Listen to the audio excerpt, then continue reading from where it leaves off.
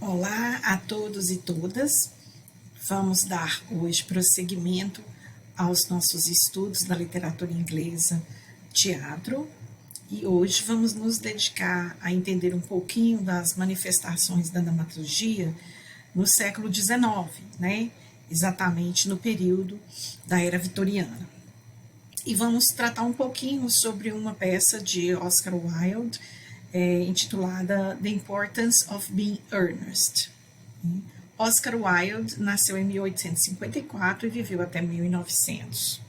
Aqui vocês veem um cartaz, né, da encenação da peça na Broadway. A Era Vitoriana, né, ela foi assim denominada em homenagem à Rainha Vitória. Ela foi rainha de 1837 a 1901, após o rei Jorge, conhecidamente por ter sérios problemas mentais. Ele não deixou herdeiros masculinos e Vitória era sobrinha dele. E assim ela herdou o trono.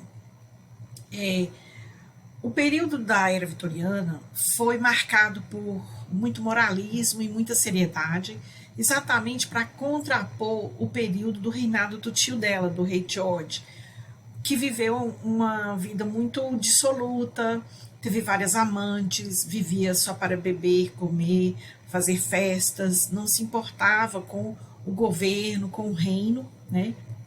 E o corpo de políticos que deram suporte, né, político para a Rainha Vitória, decidiram que era tempo de mudar, né, a visão que o povo tinha do reinado e tornar aquele reinado muito sério, muito moralista, exatamente o contrário do que o rei George tinha feito. E, em função disso, né, criou-se uma expectativa em relação ao papel feminino, ao papel da mulher, que se esperava que ela fosse The Angel in the House, que é o título de um poema que define muito o papel da mulher como aquela voltada para o cuidado do esposo e da família, dos filhos. A peça The Importance of Being Earnest foi escrita em 1895, já próximo ao final do século XIX. É uma comédia em 3 atos e é uma sátira à sociedade vitoriana, né? E foi assim um sucesso imediato, assim que ela entrou em cena, entrou em cartaz, fez muito sucesso. E ela basicamente critica a moral vitoriana e aqueles valores sociais que eram sustentados, né, pela sociedade vitoriana. Ela traz, de certa forma, ela cria uma ponte entre o período vitoriano, né, entre aquela literatura do período vitoriano com a literatura do período já moderno, que vai se iniciar, né, no início do século XX. Usa muito exageros, piadas inteligentes, né? Cria-se muitos jogos de palavras com muito humor, mas sempre com uma sátira àquela sociedade na qual Oscar Wilde vivia. A Rainha Vitória se tornou rainha muito jovem, não tinha nenhuma experiência. Ela se casou com Albert, que era o príncipe consorte. Albert era alemão, né? E eles se apaixonaram. Depois que ele morre, né, anos depois, ela só vai vestir preto para o resto da sua vida e não vai mais se dedicar tanto ao seu reinado. Ela teve 9 filhos. Esses filhos e filhas se casaram em casas reais de toda a Europa. Então, portanto, a Rainha Vitória criou realmente raízes em toda a Europa, em toda a nobreza europeia, porque ela casou filhos e filhas, e netas e netos. E, como eu disse, criou uma cultura de valor à família e à estabilidade, para contrapor o reinado do seu tio, que foi muito descuidado, digamos assim, com o cuidado da nação. Nesse período vitoriano, as manners, né, os modos na vida pública eram de muita importância, né?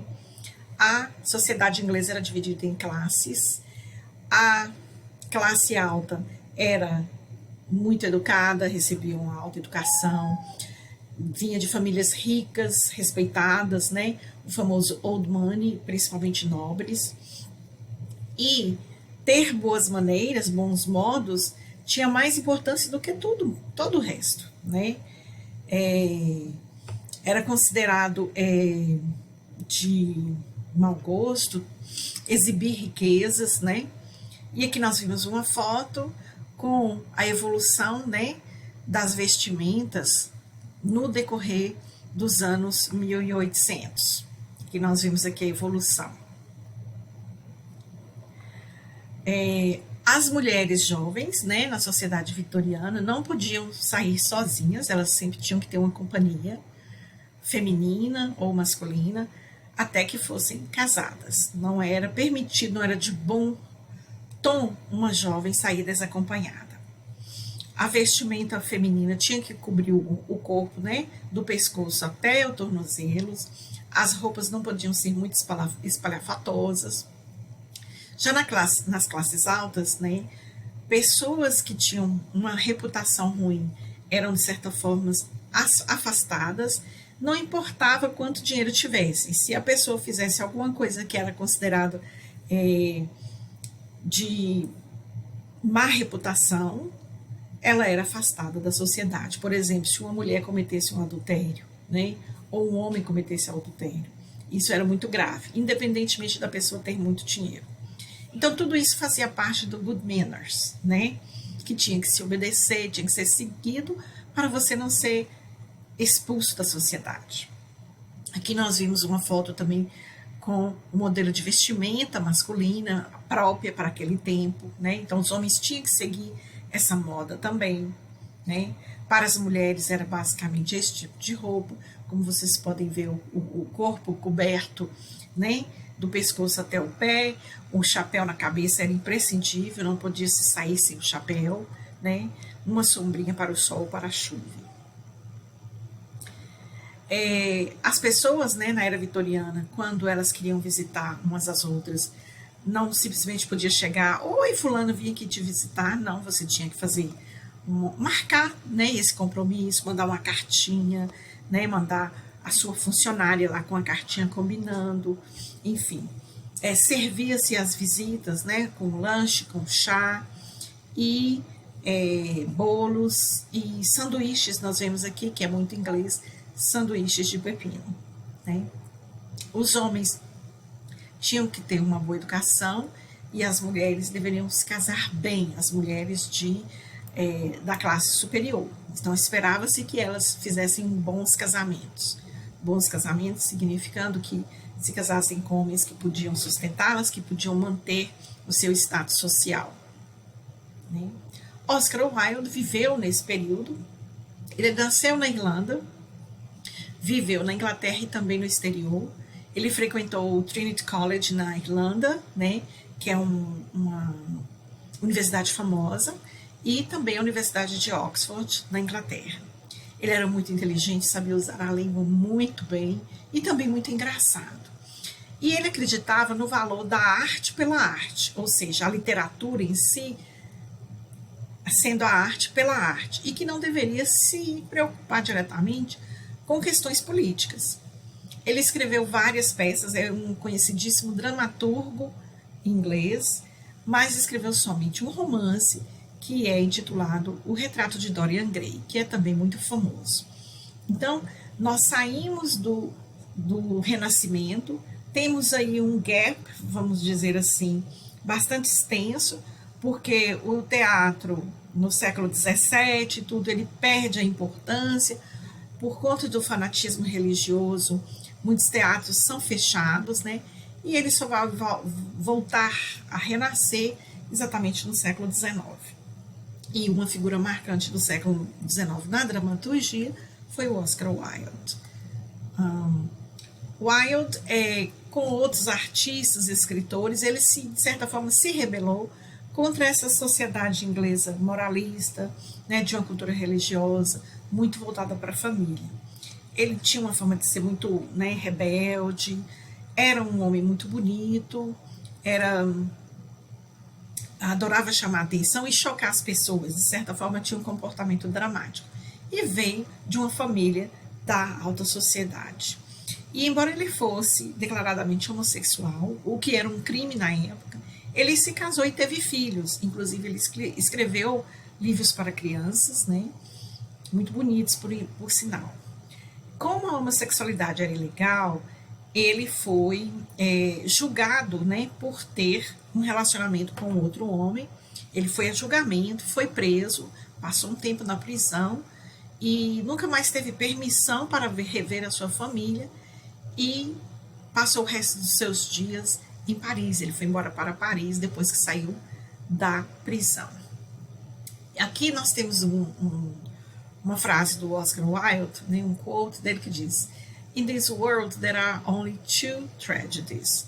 One is not getting what one wants, and the other is getting it." Ou seja, neste mundo há apenas duas tragédias.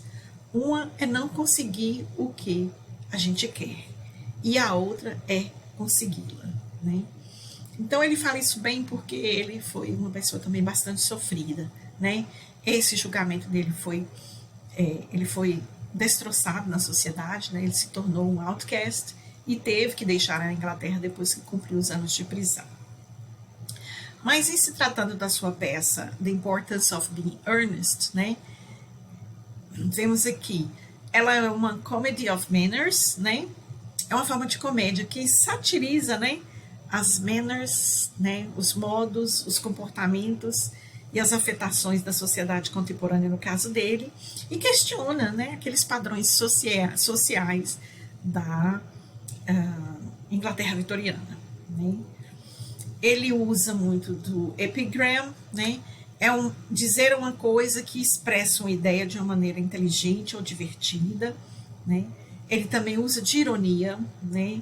Muita ironia nas peças dele, e também a inversão, né? Que seria o mudar a ordem das palavras, muito para também efeito retórico, para causar impacto. As peças, né, do Oscar Wilde são satires, né, são sátiras, nas quais ele vai usar muito o wit. O que é o wit? É usar as palavras de uma maneira inteligente e divertida e que sempre está pegando alguma coisa, fazendo com que você jogue com as palavras, né?